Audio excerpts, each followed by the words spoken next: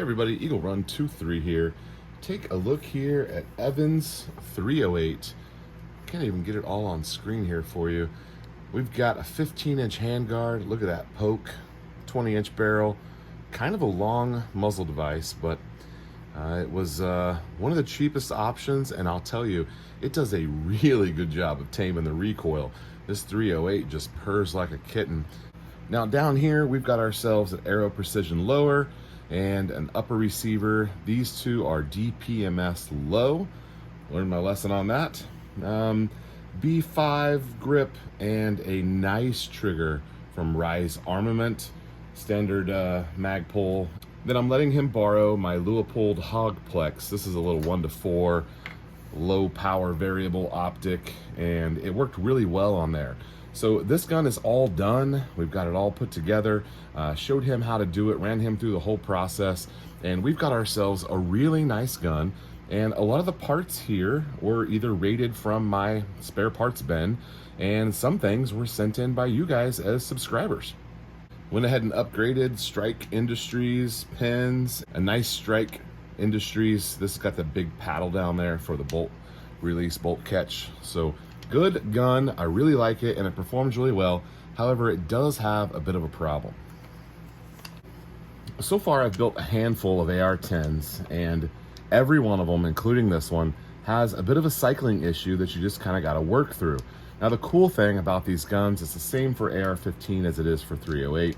You're going to need to tinker a little bit and make sure you've got your gas system set and you got your buffer weights correct. Now, it's very easy to get it right the first time with 5.56, but it seems like, for me anyway, the 308 just kind of gives me a little bit of trouble. And by 308, I mean the size of the gun, the AR-10 platform. I had trouble with my 6.5 Creedmoor getting it dialed in, got it going, and it's been a fantastic gun ever since we got it right. And of course, my 8.6 Blackout, have a couple of those. Now, that's a subsonic gun and suppressor, and it has its own set of problems. But this is the spring out of Evans' gun. And it's a chrome-lined, upgraded spring. I don't know the manufacturer, but it's supposed to be an upgrade because it's chrome-lined. It's supposed to be quieter in there, require less lubrication. And then we've got ourselves a Palmetto State Armory buffer. Now, my suspicion was that my buffer weight was wrong. So I weighed this, and it comes out to 3.7 ounces, which I think, I need to look this up. You guys help me out here in the comments. I think 3.7, it's supposed to be 4.5, I think. So I feel like I might have the wrong weight of buffer, so we're gonna have to experiment with that. And then I'm also gonna have to run the bore scope down there and make sure my gas block is lined up. Maybe I need to ream the gas port, I don't know. It seems under-gassed. So gonna have to play with that. And I would like to figure this out because I am going to be building a 16-inch version of the same gun. 308 AR-10 gas gun, but I'm gonna do the 16-inch barrel. And I'm glad that he did the 20. I feel like that's a great choice for him. It was definitely, the 20-inch barrel is definitely the right barrel for the 308. I'm just trying to do something a little bit different and go shorter. So I would love to give this gun back to him, but I just don't want to give it to him until it's 100%. So we're gonna need to get out to the range, probably at some point this week.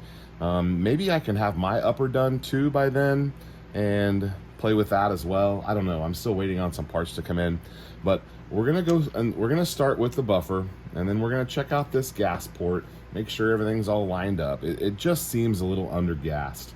The gun shot really well, and it would cycle a little bit.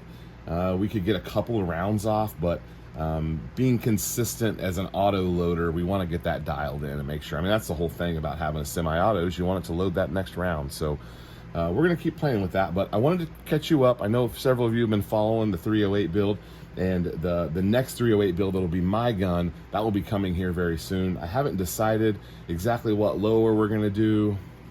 We have the option of doing this carbon fiber one, which would be kind of cool. So just make sure you're subscribed because we're going to do something cool with it. I've already been stacking up ammo. We've got some 165. I think I got 3 or 4 boxes of this. And then here we've got the 168. Ultimately, we'll reload for this, but just as a test here to kind of see what the gun likes, we'll kind of get the ball rolling with some factory ammo. But anyway, that's what I have for you guys in this video. Help me out with a short cycling AR-10. Do we think it's buffer? I think my first inclination is to check the gas system. So we'll probably start there. Maybe try a couple different ammos, because I had some different stuff. He was shooting 150 grain. I forgot to say that, guys. I'm sorry. He was shooting a 150 Federal. I think it was Federal. I don't remember. I have a box of it because he let me. That's the one we're gonna dial it in.